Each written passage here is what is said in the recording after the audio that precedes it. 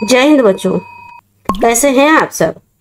आशा करती हूँ सब लोग खूब स्वस्थ होंगे, मस्त होंगे और अपनी पढ़ाई में बच्चों व्यस्त होंगे आप सभी।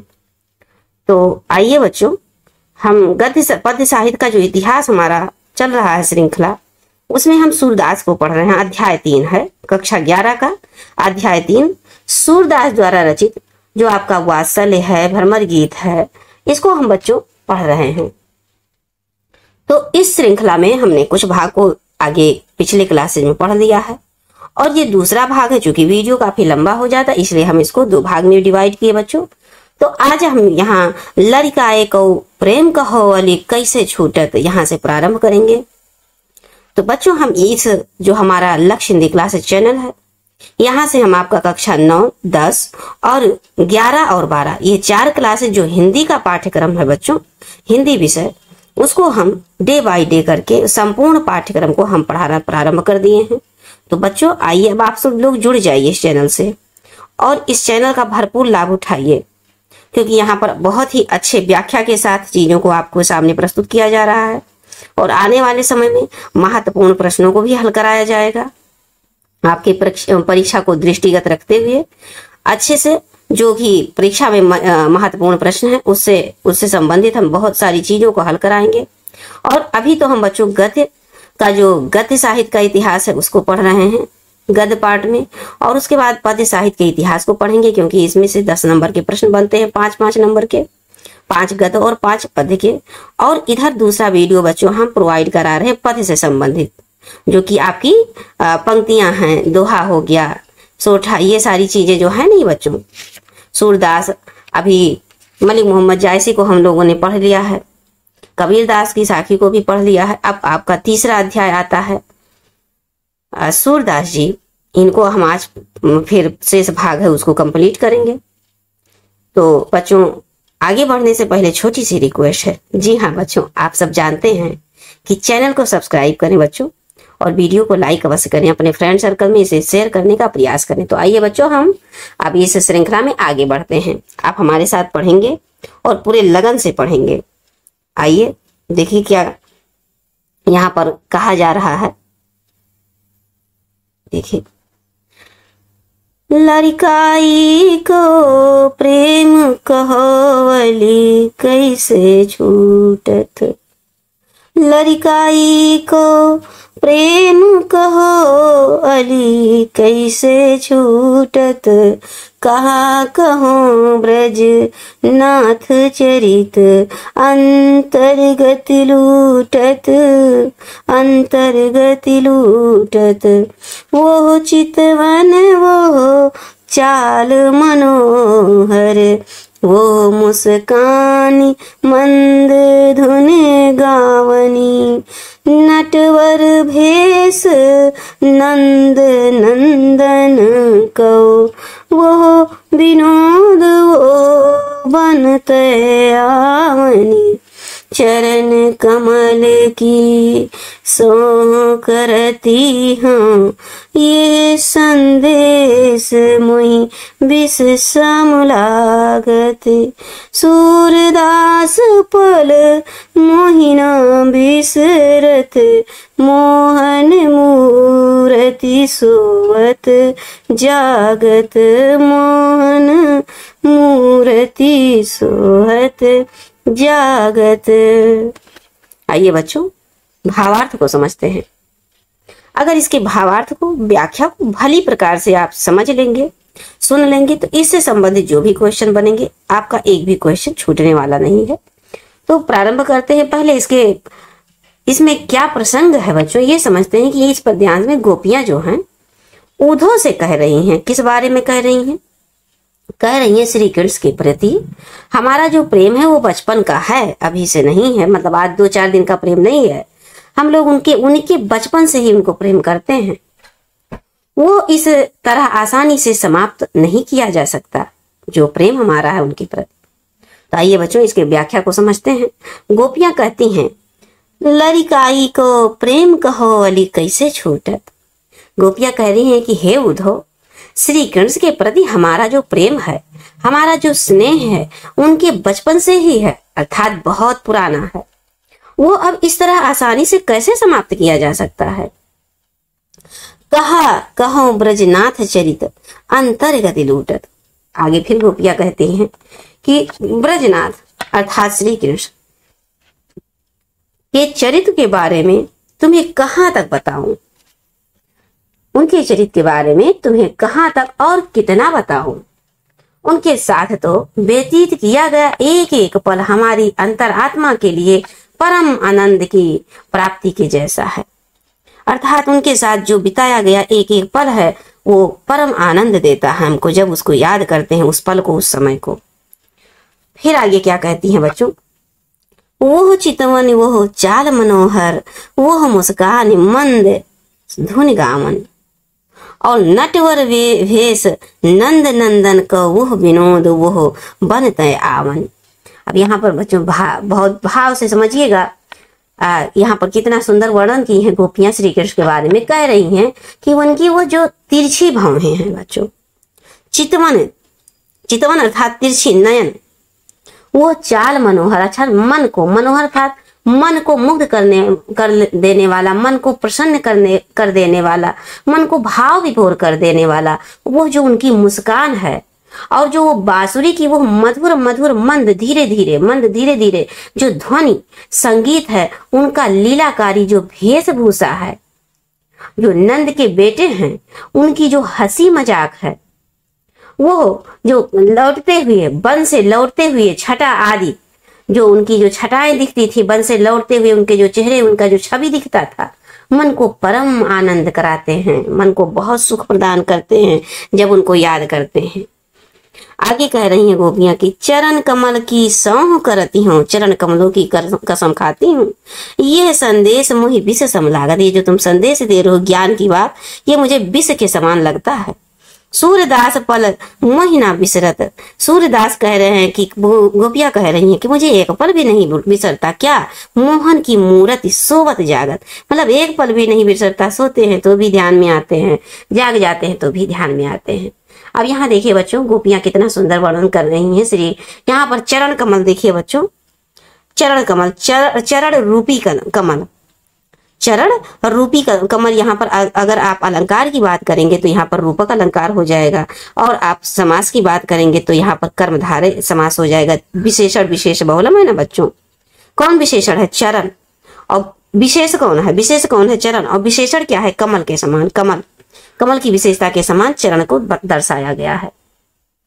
तो देखिए बच्चों यहाँ पर गोपियां क्या कह रही हैं श्री कृष्ण के बारे में, कह रही हैं कि श्री कृष्ण के जो चरण कमल की सौगंध हम खाकर कह रहे हैं, उद्धव से कहती हैं कि हमें तुम्हारे जो निर्गुण उपासना की ज्ञान है, ये जो संदेश है विष के समान लगता है। विश्वास मानिए उद्धव, ये हमको विष जैसा लगता है।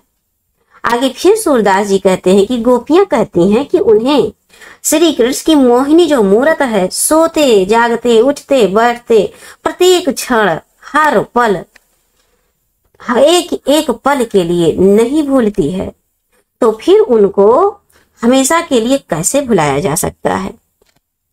भावार्थ आपको समझ में आ रहा होगा बच्चों। अब हम नेक्स्ट पंक्ति में चलते हैं, और नेक्स्ट पंक्ति में भाव विभोर होते हैं। हमारे साथ आप भी बहुत ही लय के साथ, धुन के साथ पढ़िए, सुनिए और गाइए, और इसके अर्थ को समझिए, भाव को समझिए। कहत कत परदेसी की बात, कहत कत परदेसी की बात, मंदिर अर्धे अवधि बधि हम सौ हरि आहार चली जात, कहत कत परदेसी की बात।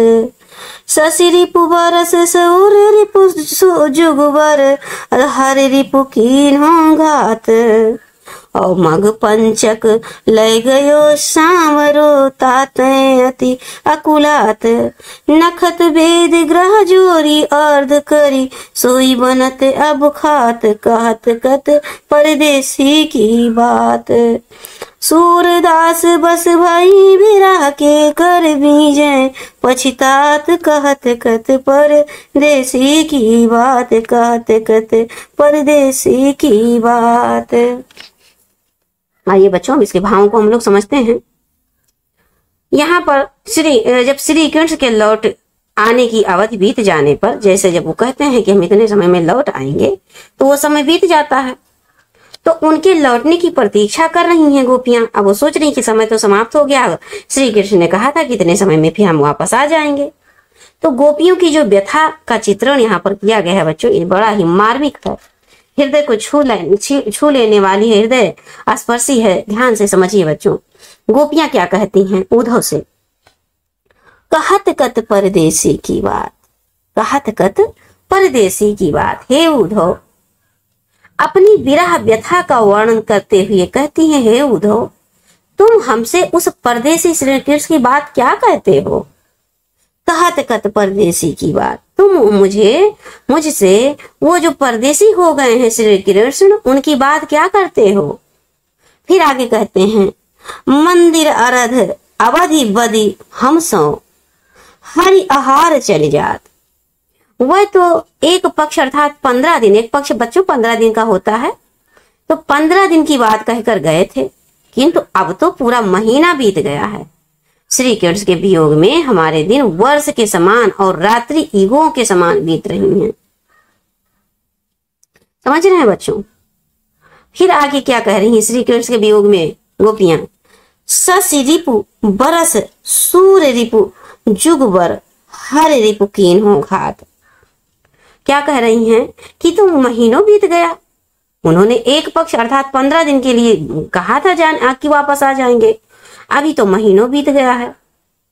और श्री कृष्ण के वियोग में हमारे दिन तो वर्ष के समान और रात्रि युगों के समान बीत रहे हैं। अब तो इन्हें व्यतीत करना भी मुश्किल हो रहा है। और ऊपर से जो कामदेव हम पर घात लगाए बैठे हैं, अर्थात हम काम से पीड़ित हैं। श्री कृष्ण तो हमारा हृदय भी अपने साथ ले गए हैं, इसलिए हम अत्यंत व्याकुल हैं। अकुलात, क्या अकुलात अर्थात व्याकुल हैं। मघ पंचक लय गयो सामरो ताते अति अकुलात। कहते हैं अब तो श्री कृष्ण के वियोग में विष खाकर मरने के सिवाय कोई अन्य उपाय नहीं रह गया है। गोपियां क्या कह रही हैं बच्चों, गोपियां कहती हैं, हे उद्धव, हम विरह के बस में हैं, अर्थात हम पर विरह से अत्यधिक पीड़ा है, विरह से हम बहुत अधिक पीड़ित हैं। हम तो ये सोचकर हाथ मल रहे हैं, पछता रहे हैं क्या कि हमने उनसे प्रेम ही क्यों किया। सूरदास बस भई विरह के करीब मीजे पछतात, वो पछता रही हैं कि हमने उनसे प्रेम ही क्यों किया। देखिए बच्चों, यहाँ पर भाव को समझिए क्या है। सूरदास के पद जहां अपनी सरल अभिव्यक्ति और सरसता से जन साधारण को बच्चों मुग्ध कर रहे हैं। जो सूरदास के पद हैं ये बहुत ही सरल हैं, सरस हैं, जिससे जो हम जन साधारण जो भी पढ़ रहा है मंत्रमुग्ध हो जाता है। बताइए आप क्या मंत्रमुग्ध नहीं हुए अभी पढ़कर? अच्छा लगा ना, समझ में आ रहा है? भाव विभोर हुए कि नहीं हुए? अवश्य हुए होंगे। तो देखिए बच्चों, वही है, यही यहाँ पर भाव बताया जा रहा है इस पंक्ति के माध्यम से कि सरल है, सरस है। जन साधारण जो आम जनता है उनको मुग्ध करने में ये बहुत ही सरस है। फिर कहते हैं कि वहीं उन्होंने कुछ दृष्टकूट पदों की भी रचना की है, जिनके अर्थ की खोज बड़े बड़े विद्वानों की बुद्धि से भ्रमित हो जाती है। जैसे बच्चों दृष्टकूट मतलब कुछ और अन्य पदों की रचना की है इन्होंने, जिसको मतलब समझ में नहीं आता, किसको बड़े बड़े विद्वानों को भी नहीं समझ में आता। अब देखिए बच्चों, यहाँ से क्वेश्चन किस प्रकार से बनेंगे। यहाँ पर जो देखिए बच्चों रस है। अब रस आप दिमाग लगाइए कि रस दो प्रकार के होते हैं, एक संयोग रस, एक वियोग रस। अब यहाँ आप हमको बताइए कि कौन सा रस हो सकता है। संयोग रस वो होता है जब दो लोग आपस में मिलते हैं, दो प्रेम करने वाले मिलने वाले आपस में मिलते हैं, संयोग होता है। यहाँ पर मिलन दिखाई दे रहा है कहीं कहीं नहीं। यहाँ पर तो श्री कृष्ण चला गए हैं, पूरे 1 महीना बीत गया है, गोपियां कह रही हैं। तो यहाँ पर कौन सा अलंकार रस होगा बच्चों? तो यहाँ पर संयोग वियोग श्रृंगार होगा। और भाषा तो आप जान ही रहे हैं कि क्या कहते हैं, सूरदास ब्रज भाषा लिखते हैं। कौन सी भाषा है? ब्रज भाषा है बच्चों। तो आइए अब हम फिर आगे पंक्ति की ओर बढ़ रहे हैं। अब देखिए इसमें क्या कह रहे हैं, गोपियों की बात है बच्चों, यहाँ पर भी ध्यान से समझिएगा, गोपियों की बात है। निस दिन बरसत नैन हमारे, निस दिन बरसत नैन हमारे, सदा रहत बरसा ऋतु हम पर, जब ते श्याम सिधारे नित दिन बरसत नैन हमारे। दृग अंजन ना रहत निस्वासर, कर बलोप भयकारे। और कंचुक पट सूखत नहीं कबहू, उर रिच बहुत पनारे। उर रिच बहुत पनारे। फिर करिए, कंचुक पट सूखत नहीं कबहू, उर बिच रहत बहुत पनारे। बच्चों यहाँ पर बा हो जाएगा। फिर आगे देखिए, आंसू सलिल भय सबय भय काया, आंसू सलिल सबय भय काया। ओ पल न जात रिस टारे। और सूर्यदास प्रभु यह परखो, गोकुल काहे बिसारे। तो देखिए बच्चों, अब इसके भाव को हम लोग समझते हैं। यहाँ पर गोपियां फिर कह रही हैं, व्यथा को प्रकट कर रही हैं कि क्यों भूल गए। निस्दिन उनकी याद में हमारे नयन अर्थात आंसू बहते रहते हैं, बरसते रहते हैं, अर्थात हमारी आंखों से आंसू दिन वासा रात दिन बरसते रहते हैं, जब से श्याम सिधारे हैं, मतलब जब से श्याम चले गए हैं। तो गोपियां क्या कहती हैं कि हे उद्धव, श्री कृष्ण के वियोग में कह रही हैं कि हे उद्धव, हमारे जो नेत्र हैं वो दिन रात बरसते हैं, अर्थात हमारे आंखों से दिन रात हमेशा आंसू बहते रहते हैं। जब ते श्याम सिधारे, जब से श्री कृष्ण हमने हमको त्यागा है, यहाँ से छोड़ के गए हैं, तब से हमारे लिए तो सिर्फ वर्षा ऋतु ही रह गई है। फिर आगे क्या कह रहे हैं बच्चों कि श्याम मेघ हो, दृग अंजन न रहत निस्वासर, कर दृश दृग कर बासर, कर कपोल भय। यहाँ पर का रहेगा बच्चों, थोड़ा सा मिसप्रिंट है बुक में। कर कपोल भय कारे, कह रहे हैं जो हमारी जो कपोल अर्थात बच्चों गार होता है, कह रही कि जो हमारे आंसू अंजन अर्थात काजल, दृग अर्थात नेत्रों में ना रहते, नहीं रह पा रहे हैं, नहीं टिक पा रहे हैं, क्या काजल हमारे नेत्रों में, निस्वास अर्थात दिन रात हमारे आंखों से जो काजल है नहीं रुक रहे हैं, और वो कपोलों पर आके हमारे कपोलों को आंसू के माध्यम से आके हमारे कपोलों को अर्थात गालों को काले कर रहे हैं। फिर आगे कह रही हैं कि लेकिन यहाँ तो श्याम घन श्री कृष्ण के चले जाने पर वर्षा ऋतु आई है, इन व आंसुओं के कारण हमारे नेत्रों में कभी काजल नहीं टिक पाता। फिर आगे क्या कहती हैं बच्चों, कंचुक पट सूखत नहीं कबहू, उर बीच बहत पनारे। हृदय के बीच अंदर, हृदय के बीच में उर अर्थात बच्चों हृदय के बीच में पनारे की तरह धारें बह रही हैं। आंसुओं के साथ मिलकर उसने काजल ने हमारे गालों में एवं वक्षस्थल को काला कर दिया है। फिर आगे कहती हैं कि हमारी जो चोली है, हमारे जो वस्त्र हैं सदैव गीली रहती हैं, किससे, आंसू से।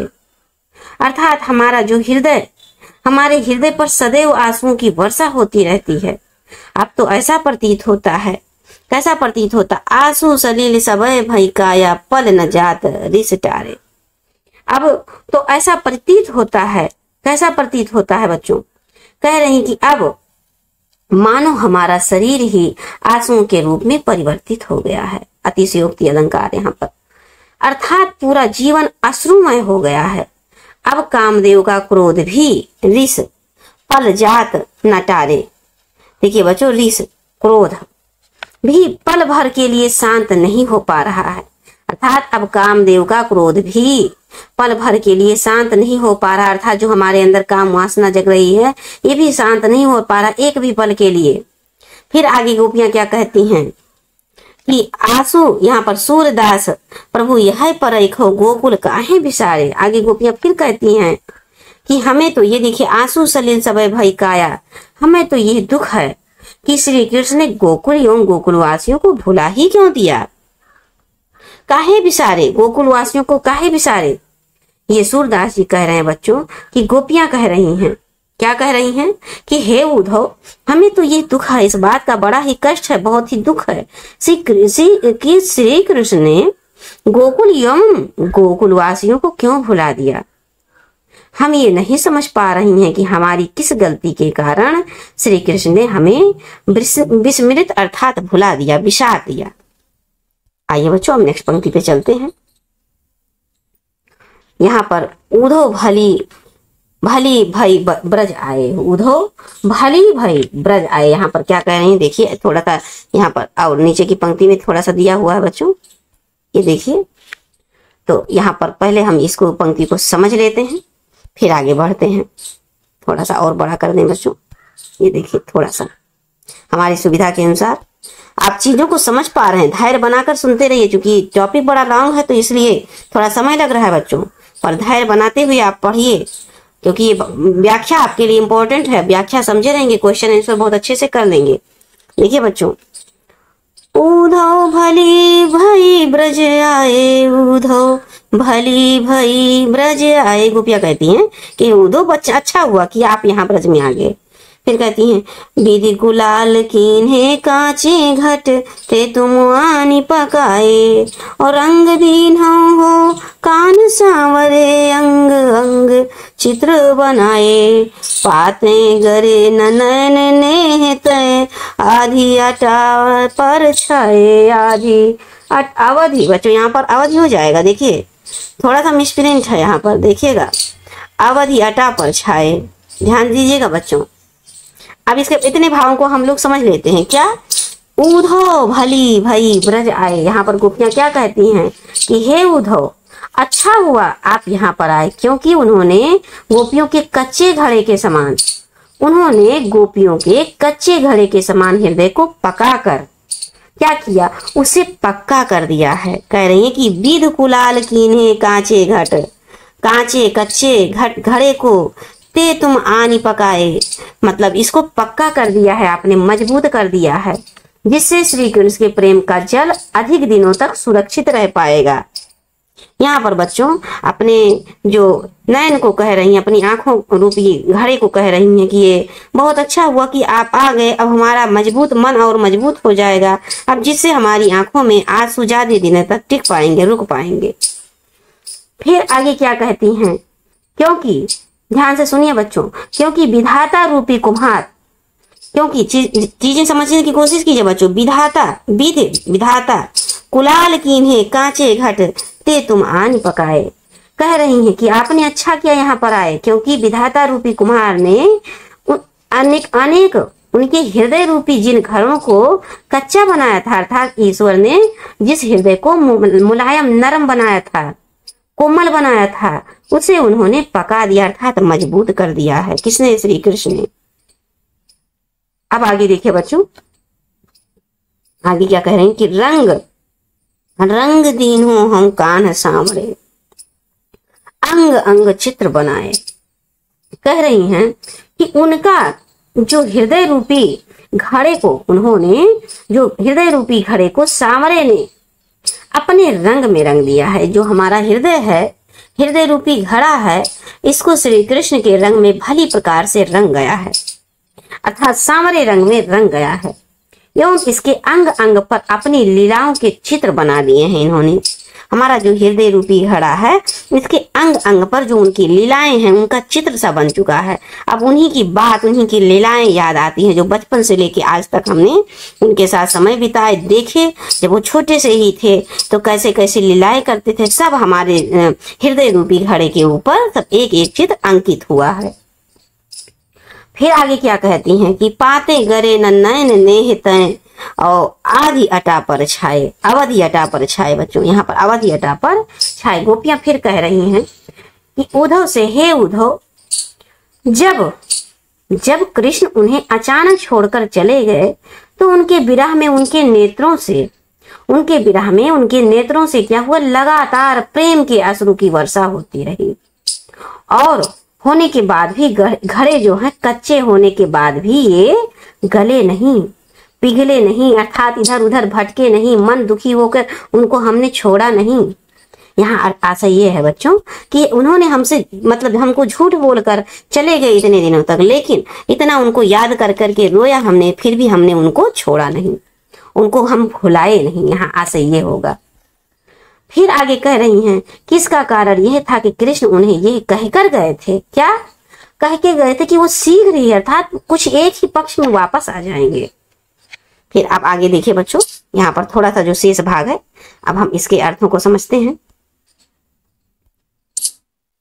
देखिए, ब्रज करी आवा, ब्रज करी आवा जोग ईधन करी, ब्रज करी आवा जोग ईधन करे, सुरति आन सुलगाए, और फूंक उसास विराह प्रज रनित संग, ध्यान दरस सिराए, भरे भरे संपूर्ण सकल प्रेम जल, छुअन न काहू पाए, राज काज तय गए सूर प्रभु, नंद नंदन कर लाए, राज काज तय गए सूर प्रभु, नंद नंदन कर लाए। बच्चों भावार्थ यहाँ पर सुनिए, उन्होंने कहा ब्रज ब्रज करी अमा जोग ईंधन करी, जो हमारा योग है इसको ईंधन आग करके सूरत आन सुलगाए।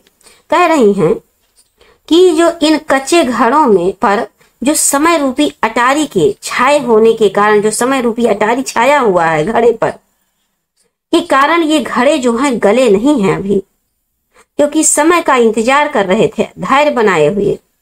इनका कहने का आशय यह है कि श्री कृष्ण वियोग में, श्री कृष्ण के वियोग में मिलन की आस में ही गोपियां जीवित रह सकी हैं। जब उन्होंने कहा कि हम इतने समय में फिर शीघ्र वापस आएंगे, तो इसी आस में मेरा जो जीवन है जो चल रहा है, मेरी जो सांसें हैं वो चल रही हैं। फिर आगे कह रही हैं, आगे चीजों को समझिए बच्चों, कि वह उद्धव से क्या कह रही हैं कि उन्होंने संपूर्ण ब्रज को आमा बना दिया और योग को चर्चा रूपी ईंधन रखा। कैसा? चर्चा रूपी ईंधन बना दिया, चर्चा बना दिया, और संपूर्ण जो ब्रज है उसको आमा बना दिया। इसी चर्चा में, उन्हीं के चर्चा में सब लोग ऐसे आमा, जैसे एक आमा के सामने चारों तरफ बिल्ली चक्कर लगाती है, उसी प्रकार से उन्हीं की चर्चा हो रही है और कृष्ण की याद दिला दिलाकर आग सी लगा दी गई है। मतलब एक प्रकार से जैसे आमा में आग लगा रहता है, वहां पर बहुत सारे घड़े रखे नहीं रहते हैं चारों तरफ से, उसी प्रकार से जो ब्रजवासी हैं उनके हृदय सुलग रहे हैं, प्रेम में, विरह में सुलग रहे हैं। फिर आगे कह रहे हैं कि बच्चों, कृष्ण की याद में गोपियां आगे फिर कह रही हैं कि कृष्ण की याद से दुखी गोपियों के हृदय से जो लंबी लंबी उसासें निकली, उसकी फूंके मार मार कर उन्होंने विरह के लपटें उठा दी, अर्थात वो विरह में अग्नि के समान जल रही हैं। उनका जो हृदय रूपी घड़ा है जल के एकदम पक गया है। अब आगे देखिए बच्चों क्या कह रही हैं, फूंक उसास अब भरे संपूर्ण जगत, सकल प्रेम जल छुअन न काहू पाए, राज काज तय गए सूर प्रभु, नंद नंदन कर लाए, नंद नंदन कर लाए। गोपियां फिर उद्धव से क्या कह रही हैं आगे सुनिए बच्चों ध्यान से। उन्होंने जो, अर्थात श्री कृष्ण ने जो उनके साथ, उद्धव ने जो उनके साथ अर्थात गोपियों के साथ कृष्ण की चर्चा की, इसके फलस्वरूप उन्हें ध्यान में कृष्ण के दर्शन हुए, जिससे उनके विरह दग्ध हृदय को शीतलता मिली। किसके? गोपियों के। जब उन्होंने श्री कृष्ण, किसने? उद्धव ने गोपियों से, गोपियां कहती हैं कि जब आपने अर्थात उद्धव ने जब श्री कृष्ण की चर्चा की, तब उनके ध्यान में श्री कृष्ण का रूप का दर्शन हो गया और उनके हृदय को विरह, जो विरह से जल रहे थे, विरह दग्ध अर्थात विरह रूपी, विरह से दग्ध जल रहे हृदय को थोड़ा शीतलता मिली, थोड़ी शांति मिली, थोड़ी राहत मिली। फिर वह आगे क्या कह रही हैं कि राज काज तय गए सूर प्रभु, नंद नंदन कर लाए, भरे संपूर्ण सकल प्रेम जल छुअन न काहू पाए। अब ध्यान से यहाँ सुनिए बच्चों, वह कह रही हैं कि उन्होंने अपने हृदय को पूरी तरह से ऊपर तक, सर से पांव तक श्री कृष्ण के प्रेम में जल से भर कर अपने घड़े रूपी हृदय को भर रखा है। आगे फिर कहती हैं कि कृष्ण के अतिरिक्त उनके हृदय का स्पर्श और कोई नहीं कर सकता, क्योंकि वो ऑलरेडी पूरी तरह से भरा हुआ है, उसमें अब किसी और का ध्यान नहीं समा सकता। फिर आगे कह रहे हैं कि राज काज तय गए सूर प्रभु, नंद नंदन कर लाए।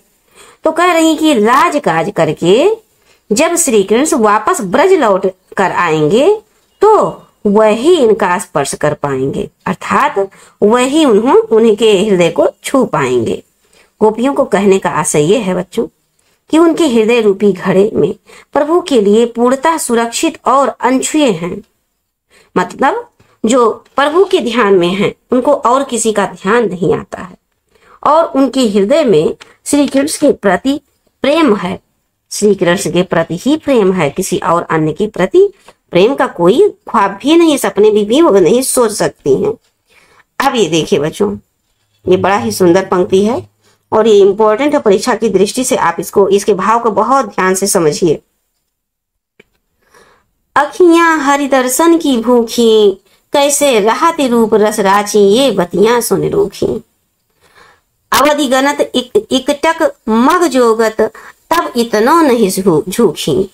अब यह जोग संदेशो सुन सुन अति अकुलानी दुखी। और बारक वो मुख आन दिखावहूं, दुहि पर पिबत पतूखी। और सूर सुकत हठ नाव चलावत, ये सरिता है सूखी, ये सरिता है सूखी। बच्चों यहाँ पर राग में हम नहीं गा रहे हैं क्योंकि चीजें बहुत लॉन्ग होती जा रही हैं और आप हमें लगता है कि आपका समय कुछ ज्यादा ही जा रहा है क्योंकि आपका परीक्षा भी नजदीक आने वाला है। तो आप ध्यान से बस निरंतर भावों पर फोकस कीजिए बच्चों।